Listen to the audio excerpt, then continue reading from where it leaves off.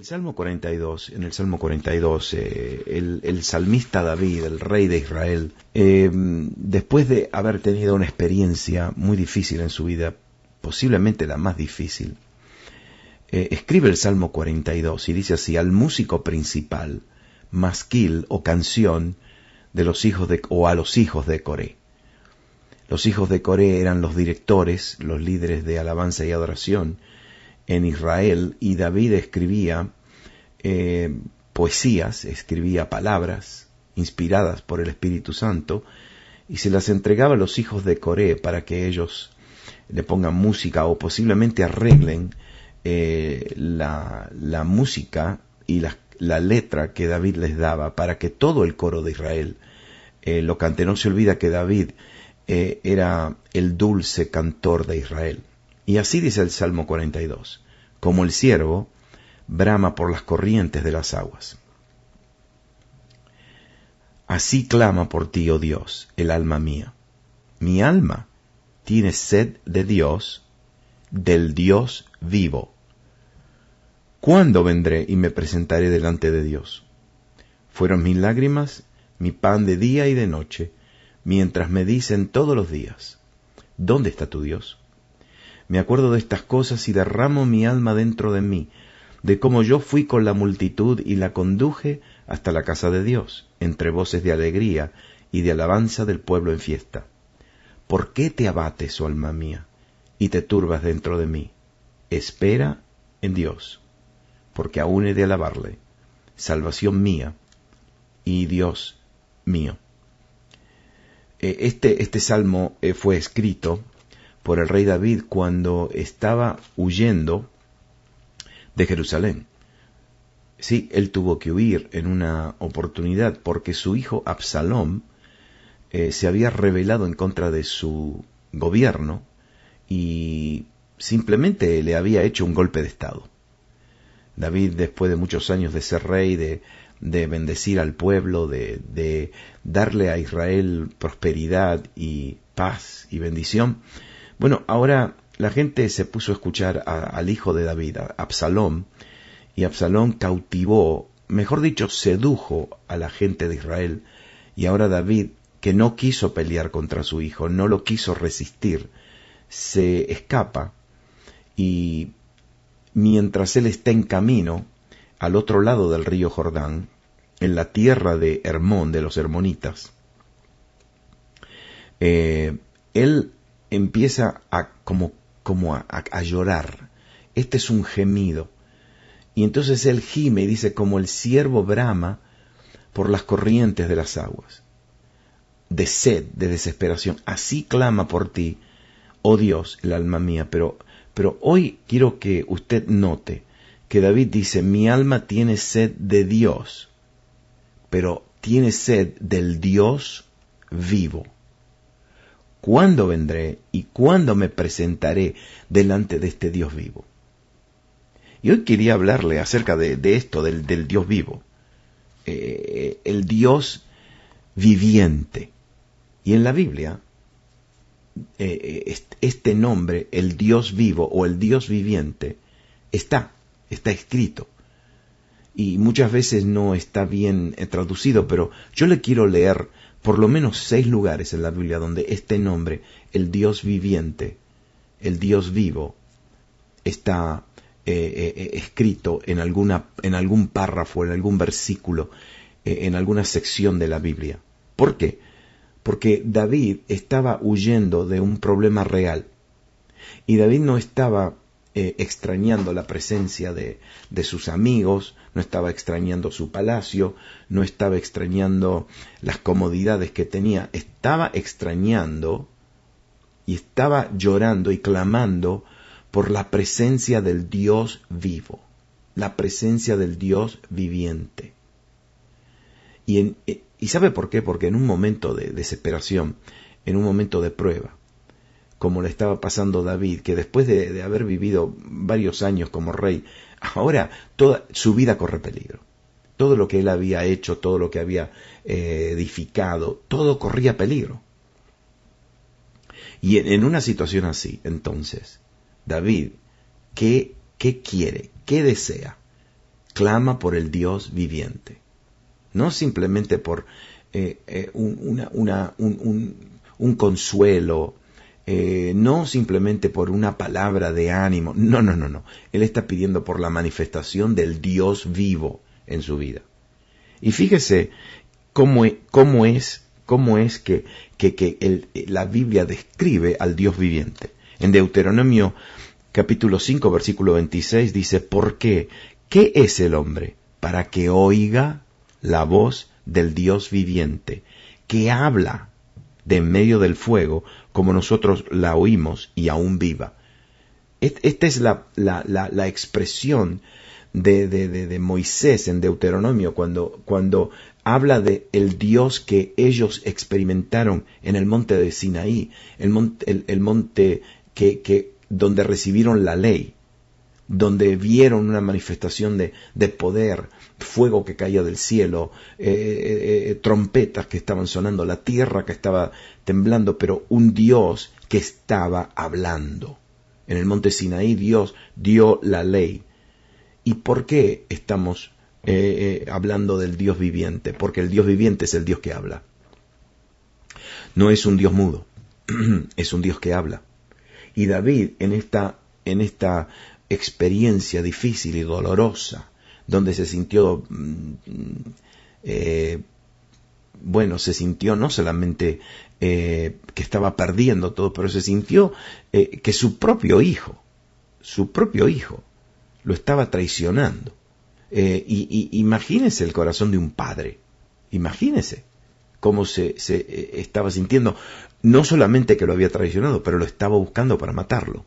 Y ahora él clama y dice, Señor, yo necesito tener un encuentro con el Dios, pero con el Dios vivo, el Dios que habla como habló en el monte de Moisés. Número 2, Josué, en el libro de Josué capítulo 3, dice que cuando Dios le habla a Josué y le dice, en esto conoceréis que el Dios viviente está en medio de vosotros, y que Él echará de delante de vosotros al cananeo, al eteo, al heveo, el fareseo, el gergeseo, el amorreo y el jebuseo. Y este es el momento en que Israel tiene que cruzar la tierra prometida, pero tiene que cruzar el río Jordán, y el río Jordán estaba desbordando. Y entonces el Dios viviente, que da evidencia de su presencia, ese Dios viviente, ¿sabe lo que le dice? Le dice, crucen el mar, pero que crucen los levitas con el arca sobre sus espaldas, y yo voy a abrir el mar, el río, para que ustedes crucen en tierra seca. Y ellos vieron eso, y cuando los levitas tocaron el agua se empezó a dividir, y ellos cruzaron en tierra seca hacia la tierra prometida. ¿Quién es el Dios viviente? Josué le dice al pueblo, ustedes van a conocer que el Dios viviente está en medio de vosotros. ¿Por qué? No solamente porque nos hace cruzar, pero cuando entremos al otro lado, Él va a echar de delante de nuestra presencia a todos nuestros enemigos. El Dios viviente es el Dios que da evidencia de su presencia. Yo no sé a qué Dios usted le está sirviendo, en qué Dios está poniendo su esperanza, pero nosotros le ponemos nuestra esperanza en el Dios viviente. ¿Por qué? Porque Él es el Dios que siempre se manifiesta. Número 3. Él es el Dios que controla las fuerzas del universo. Dice Jeremías capítulo 10, mas Jehová es el Dios verdadero. Él es el Dios vivo y Rey eterno. A su ira tiembla la tierra y las naciones no pueden soportar su indignación. ¿Y qué sucede con el Dios viviente? Dios siempre habla, y sabe que muchas veces habla a través de los desastres naturales. Hoy estamos viendo cómo en nuestra propia Sudamérica estamos viendo cómo hay gente que está sufriendo y la tierra está temblando. No es Dios que está haciendo temblar la tierra para destruir vidas, pero Dios siempre, el Dios viviente, siempre quiere hablar a través de las fuerzas de la naturaleza. Él habla a través, no solamente a través de los terremotos, pero también habla a través de la naturaleza. Entonces, no solamente es el Dios que habla, el Dios que muestra su presencia en evidencia, pero el Dios que también habla a través de la naturaleza. Número 4, Él es el Dios que libra a sus siervos. Mire, Daniel capítulo 6 cuenta la historia de Daniel. Daniel está en Persia y tiene mucho favor. El rey de Persia, el rey Darío, lo quiere mucho y lo respeta mucho. Y entonces los gobernadores y los miembros del gabinete del rey de Persia odian a Daniel, le tienen celos y lo quieren destruir. Y ellos entonces se inventan una manera para hacerlo. Le presentan una ley al rey y le dicen: rey, ¿por qué no aprueba esta ley? Esta ley que dice que nadie puede pedirle nada, no puede hacer petición a ningún dios o al rey. Así que el que le pide a un dios o le pide a otra persona, viola esta ley. Muy bien, dice el rey, está aprobada. Claro, esta gente sabían, porque ¿sabe lo que hicieron? Encontraron a Daniel orando, porque Daniel oraba 3 veces al día y abría sus ventanas para que todos lo escuchen la oración, ¿no? Y entonces Daniel, ¿qué estaba haciendo? Estaba pidiéndole al Dios de Israel, al Dios eterno, estaba haciendo rogativas. Y ellos dijeron: esa oración viola la ley que pasó el rey. Y el castigo es que tiene que terminar en un foso con leones para que los leones lo maten. Y así fue. Pusieron a Daniel en esa fosa de leones y el rey Darío le dice, cuando está entrando a la fosa, le dice que el Dios tuyo te libre. ¿Qué Dios? El Dios viviente. ¿Y sabe lo que sucedió? Al día siguiente el rey va a vigilar, a ver cómo está Daniel en la fosa de leones. Y ahí está Daniel, con los leones bien tranquilos. ¿Y saben lo que le dice el rey a Daniel? Daniel, siervo del Dios viviente. Ese Dios viviente te salvó de los leones. Y sabe lo que dice el rey después de que ve esa evidencia. Dice así: de parte mía es puesta esta ordenanza, que en todo el dominio de mi reino todos teman y tiemblen ante la presencia del Dios de Daniel, porque Él es el Dios viviente y permanecerá por todos los siglos, y su reino no será jamás destruido, y su dominio perdurará hasta el fin. Quiero decirle a cada persona que me está escuchando, que está pasando por peligros, por amenazas, por dificultades: el Dios viviente salva, rescata a los que le sirven. Sí, a los que confían en Él. Mire, esta es la próxima, porque en Primera de Timoteo 4 dice que por esto mismo trabajamos y sufrimos oprobios, porque esperamos en el Dios viviente, que es el Salvador de todos los hombres, mayormente de los que le creen. Este es el apóstol Pablo escribiéndole a su discípulo Timoteo. Y Pablo, ¿sabe dónde estaba cuando escribía esta carta? Estaba preso. Estaba en la cárcel bajo amenaza de muerte. Y Pablo entonces le dice: sí, estamos en la cárcel, estamos pasando oprobios y sufrimos y seguimos trabajando. ¿Pero por qué? Porque esperamos. ¿Qué significa esperamos? Tener esperanza. Porque nuestra esperanza está ¿en quién? En el Dios viviente, que es el Salvador de todos los hombres, pero es el que rescata mayormente a los que en Él creen, a los que le creen. ¿Y qué significa esto? ¿Qué significa creer en el Dios viviente? Creer no significa simplemente mentalmente aceptar la existencia de Dios. No. Hay mucha gente que dice: yo creo en mi Diosito, yo creo en mi Jesús, yo creo. Sí, pero creer no significa simplemente admitir que Dios existe, que Dios es real. Creer significa confiar. Sí, yo creo que en el aeropuerto hay aviones, pero confío yo que ese avión me llevará a mi destino. Yo puedo confiar en Dios, yo puedo confiar en el Dios viviente.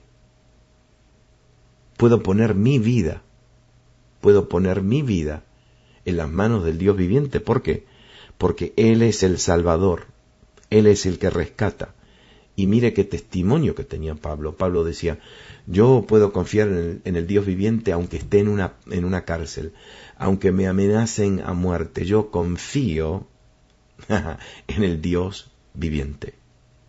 Eso es lo que él le dice a su discípulo Timoteo. Y mire la última, Él es el Dios que da recompensa. Él es el Dios de justicia, el Dios viviente. Mire lo que dice Hebreos capítulo 10, dice, pues conocemos al que dijo, mía es la venganza, yo daré el pago, dice el Señor. Otra vez, el Señor juzgará a su pueblo. Horrenda cosa es caer en manos del Dios vivo, el Dios viviente. Nosotros creemos y confiamos en un Dios, en el Dios viviente, que es el que nos da la recompensa. Aquí cuando dice el Señor juzgará a su pueblo, no significa que el Señor simplemente castiga, sí, que golpea. No, juzgar significa que Él ve la situación y después pasa sentencia. Y por eso cuando alguien cree en el Señor, Él después nos da la recompensa, nos premia porque hemos creído en Él. Pero ahora, ¿qué sucede a todos aquellos que se oponen al Dios viviente? Dice, horrenda cosa es caer en manos del Dios viviente. Quiero decirle que horrenda cosa es caer en las manos del Dios viviente, especialmente a aquellas personas que le están haciendo mal, a gente inocente, injustamente, robando, destruyendo, matando. Horrenda cosa es caer en manos del Dios viviente. Fíjese que voy a repasar para terminar. David estaba atravesando por una situación tan cruel. Este no era un enemigo común y corriente, no era un extranjero de otra nación, un rey de otra nación que estaba invadiendo Israel y él se estaba defendiendo. Él estaba huyendo de su propio hijo. Él no quería matar a su hijo, no lo quería resistir, no quería levantar a su ejército para que peleen contra su propio hijo. ¡Qué dolor! ¡Qué dolor sufrir el rechazo del hijo de uno, ¿no? Bueno, yo no sé si alguno de ustedes está pasando por esto, pero él clama y dice, mi alma tiene sed, mi alma necesita. ¿Por qué el Salmo habla de que el alma tiene sed? ¿Sabe por qué? Porque nosotros podemos sobrevivir como seres humanos, podemos sobrevivir sin alimentos por muchos días, 40, 50 días, pero no podemos sobrevivir sin agua. Pasará un día, 2 días, pero el cuerpo se deshidrata y por eso David entonces dice, yo necesito al Dios viviente como mi cuerpo necesita agua. Mi cuerpo necesita esa agua para sobrevivir.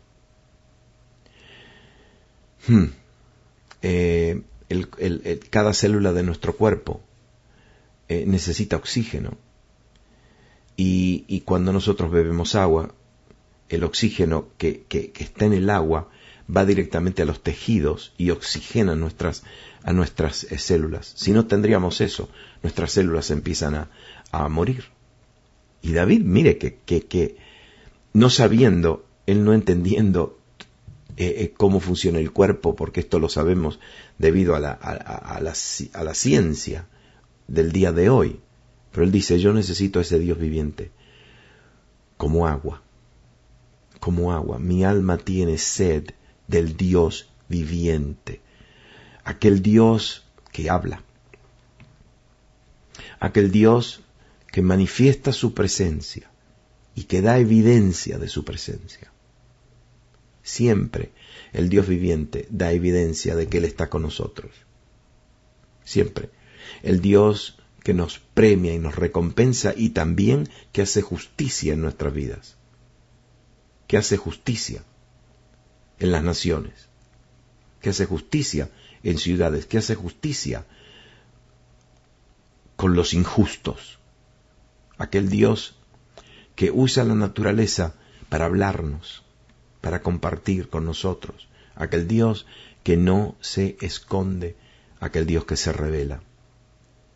Yo quisiera en este día que oremos juntos, porque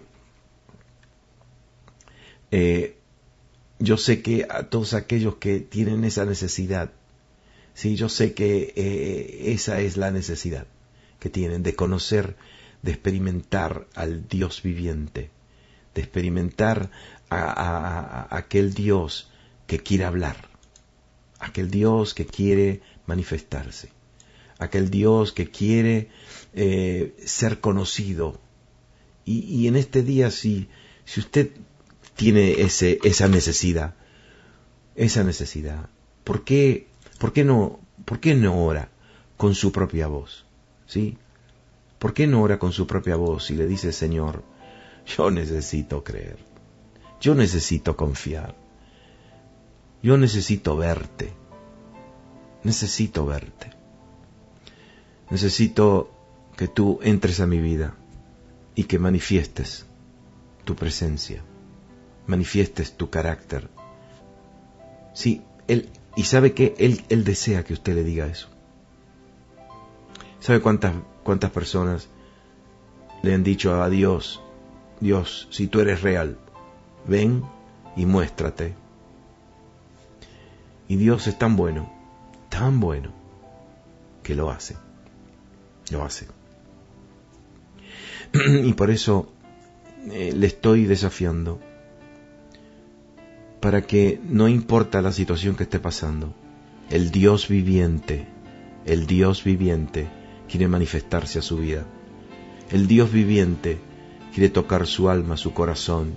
El Dios viviente quiere intervenir en su familia. El Dios viviente quiere intervenir en su vida. Quiere que usted lo conozca.